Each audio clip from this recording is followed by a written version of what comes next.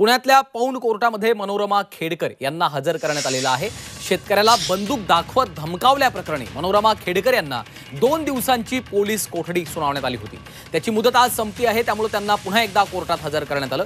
मनोरमा यांच्याकडचं पिस्तूल, land cruiser गाडी, साथीदार याबाबतची चौकशी तसंच त्यांनी आणखी काही गुन्हे केलेत का याचा तपास पोलिसांना करायचा आहे।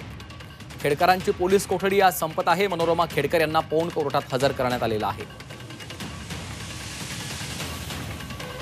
त्यांच्याकडचं पिस्तूल, लँड क्रुझर गाडी, साथीदार या संदर्भातली चौकशी तसंच आणखी काही त्यांनी गुन्हे केलेत का याचा ते तपास देखील पोलिसांना करायचा आहे।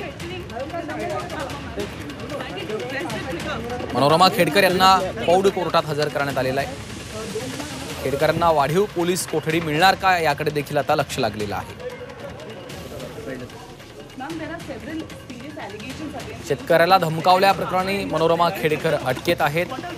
खेडकर यांची पोलीस कोठडी संपतीये, त्यांना कोर्टात हजर करण्यात आलेलं आहे। त्यांना पुन्हा एकदा वाढीव पोलीस कोठडीची मागणी केली जाते का, कोर्ट या संदर्भात काय निर्णय देतं याकडे आता सगळ्यांचं लक्ष लागलेलं आहे। दुसरीकडे त्यांच्याकडचं पिस्तूल, लँड क्रुझर गाडी आणि साथीदार याबाबतची चौकशी देखील केली जाणार आहे। What